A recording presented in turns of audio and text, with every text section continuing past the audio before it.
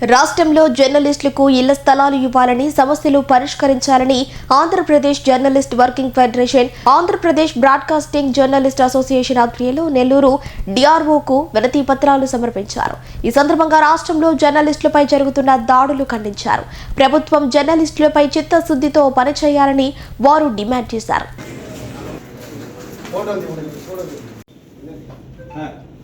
ఎక్కడ మండలాల్లో మండల విలేజ్ ఇస్తారు సార్. మీరు ఇదే రిప్రజెంటేషన్ మీద మీరు ఎంఆర్ఓ కానీ అండర్స్మెంట్ ఇచ్చి వీళ్ళు వస్తారు, మీరు వెరిఫై చేసి చెప్పండి అంటే వాళ్ళు చూపెట్టేయగలరు.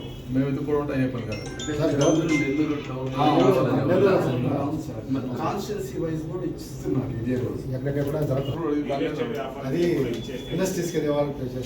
సార్ జర్నలిస్ట్ అనేవాళ్ళు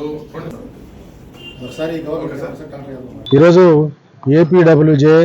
ఏపీబీజే ఆధ్వర్యంలో రాష్ట్ర వ్యాప్తంగా జర్నలిస్టులు తమ సమస్యల మీద ముఖ్యమంత్రి గారి దగ్గర నుండి ఆర్డీఓ వరకు అర్జీలు సమర్పించడం జరిగింది. ప్రధానంగా మా 13 డిమాండ్స్ ఉన్నాయి. ఆ డిమాండ్స్ మీద ఈరోజు కలెక్టర్ గారిని కలిసాం, డిఆర్ఓ గారికి మా విజ్ఞప్తిని ఇచ్చాం. దీనిలో ప్రధాన సమస్య ఏంటంటే నెల్లూరు జిల్లాలో జర్నలిస్టుల హౌస్ సైట్లు సమస్య ఒకటి ఉంది. అది గతంలో 2008లో జర్నలిస్టులకు ఇచ్చారు. మళ్ళీ ఇప్పుడు దాదాపు జిల్లా వ్యాప్తంగా పెద్ద సంఖ్యలో జర్నలిస్టులు ఉన్నారు. మండలాల వారీగా ఎంఆర్ఓలు, ఆర్డీఓలు వాళ్ళ స్థాయిలో వాళ్ళు, జిల్లా స్థాయిలో కలెక్టర్ గారు, మంత్రి గారు, ఎమ్మెల్యేలు కూడా మాట్లాడి చేస్తామని చెప్పారు. మంత్రి గారు కూడా కలిసాం. ఈ ప్రధానంగా మీరు విచారించుకొని డిపిఆర్ఓ ద్వారా ఒక సమగ్ర నివేదిక తెప్పించుకొని అర్హులైన జర్నలిస్టులందరికీ, గతంలో మిస్ అయ్యారు కానీ అర్హులైన జర్నలిస్టులందరికీ హౌస్ సైట్లు ఇవ్వాలా.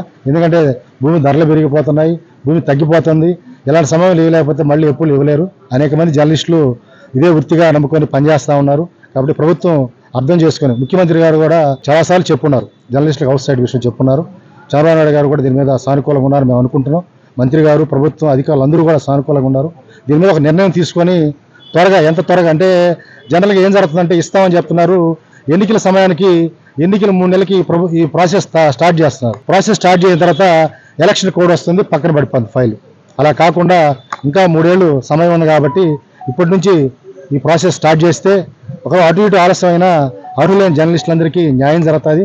కాబట్టి ప్రభుత్వం, కలెక్టర్ గారు, మంత్రులు, ఎమ్మెల్యేలు అందరూ కూడా అర్థం చేసుకుని జర్నలిస్ట్ ఇష్యూస్ మీద పనిచేయాలా. మిగిలిన సమస్యలు కూడా మా అన్నీ ఉన్నాయి, అవన్నీ కూడా ఇచ్చాం. కాబట్టి త్వరగా ఇది అందరూ సహోదరంగా అర్థం చేసుకుని జర్నలిస్ట్ సమస్యల్ని పరిష్కరిస్తారని చెప్పి విజ్ఞప్తి చేస్తున్నాం. రాష్ట్ర వ్యాప్తంగా చేపట్టిన ఈ కార్యక్రమానికి అన్ని జిల్లాల్లో ఇదే విధంగా కలెక్టర్ గారి రిప్రజెంటేషన్ జరుగుతుంది. ఈ రిప్రజెంటేషన్ని రాష్ట్ర ప్రభుత్వాన్ని పంపిస్తారని చెప్పి ఆశిస్తున్నాం. ప్రత్యేకంగా 24/7 పనిచేస్తున్నటువంటి ఈ జర్నలిస్టులు, ప్రభుత్వానికి, ప్రజలకి అనుసంధానంగా పనిచేస్తున్న జర్నలిస్టుల సమస్యల మీద గత కొన్ని దశాబ్దాలుగా పోరాటాలు చేస్తూనే ఉన్నాం. అవి అపరిష్కృతంగానే ఉంటున్నాయి. మనకి హౌస్ సైట్లు ఇచ్చి మినిమం 20-25 ఇయర్స్ అవుతుంది. ఇప్పటికి మళ్ళీ హౌస్ సైట్ ఇవ్వలేదు. అలాగే ప్రతి సామాన్యులు సైతం ప్రత్యేక సదుపాయాలు కల్పిస్తున్నటువంటి ఈ రాష్ట్ర ప్రభుత్వం జర్నలిస్టులకి ఆర్టీసీ బస్సుల్లో ఏసీ సౌకర్యం కల్పించాలని పూర్తిస్థాయి డిమాండ్ చేస్తున్నాం. అలాగే కార్మిక బీమా అనేది ప్రతి ఒక్కరికి ఉంటుంది. చిన్న బీడీ కార్మికులు కానీ, తోపుడు బండ్ల వాళ్ళు కానీ, ప్రతి ఒక్కరికి, పరిశ్రమలు పనిచేసే వాళ్ళు కానీ ప్రతి ఒక్కరికి ఉంటుంది. అలాంటిది మినిమం కార్మిక బీమా వర్తింపజేయాలని చెప్పి కూడా డిమాండ్ చేస్తున్నాం. అలాగే సమాచార శాఖ రాష్ట్ర వ్యాప్తంగా పూర్తిగా నిర్వీర్యం అయిపోయింది. గత కొన్ని దశాబ్దాలు కనీసం 10 ఏళ్ళ నుంచి 15 ఏళ్ళ నుంచి సమాచార శాఖ పూర్తి స్థాయిలో పనిచేయట్లేదు.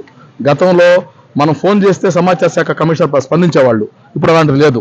దాన్ని కూడా బలోపేతం చేయాలని పూర్తి స్థాయిలో ప్రభుత్వం డిమాండ్ చేస్తున్నాం. రాష్ట్రాలకు సంబంధించి అపరిష్కృతంగా ఉన్నటువంటి పలు సమస్యల మీద రాష్ట్ర ప్రభుత్వం స్పందించి పూర్తి న్యాయం చేయాలని చెప్పి ప్రభుత్వాన్ని కోరుకుంటున్నాం. ప్రత్యేకించి బస్సు సౌకర్యం, మారుమూల ప్రాంతాల నుంచి జర్నలిస్టులు నెల్లూరు రావాలన్నా, ఉదయగిరి, రాపూరు, పాలకూరు రావాలంటే బస్సు సౌకర్యం ఉంది. మినిమం ఏసీ ప్రొవైడ్ చేస్తే చాలా మంచిదని చెప్పి డిమాండ్ చేస్తున్నాం. ఆ ఏసీ అనేది ప్రతి ఒక్కరికి అందుబాటులో ఉంది ఈ రోజుల్లో. అది కూడా లేదు. కార్మిక బీమా అది లేదు. ఏ ఇష్యూ తీసుకున్నా ఇప్పటికీ అపరిష్కృతంగా ఉన్నాయి. మనం 10-25 ఏళ్ళ నుంచి మనం పోరాటాలు చేస్తూనే ఉన్నాం.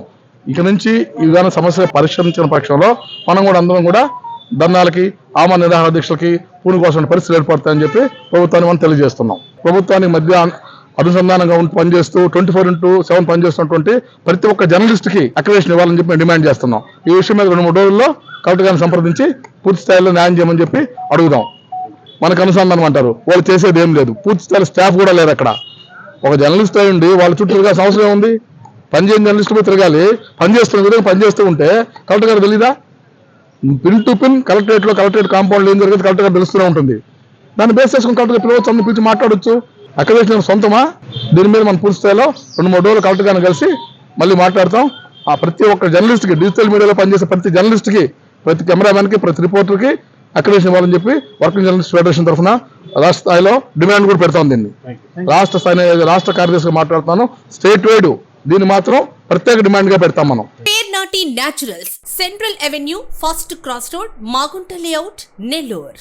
అధునాతన వ్యవసాయ పద్ధతులతో సేంద్రియ ఎరువుల మన్నికతో ఆర్గానిక్ ఫుడ్ ప్రొడక్ట్స్ ను తయారు చేసి మీకు అందిస్తున్న మీ ఆరోగ్యాభిలాషి పేర్నాటి న్యాచురల్స్. అన్ని రకాలైన వెజిటబుల్స్, సీజనల్ ఫ్రూట్స్, పాల ఉత్పత్తులు, సింగిల్ పాలిష్ రైస్, స్వచ్ఛమైన తేనె, పప్పు దినుసులు, గానుగ నూనెలు, మిర్చి, పసుపు, పికిల్స్, నేచురల్ పౌడర్స్, స్వచ్ఛమైన సువాసనలతో హై న్యూట్రిషనల్ వాల్యూస్ తో మీకందించటం మా ప్రత్యేకత. పేర్నాటి న్యాచురల్స్ కు విచ్చేయండి. ఆనందోత్సాహాలతో మీ ఆరోగ్యాన్ని పదిలపరచుకోండి.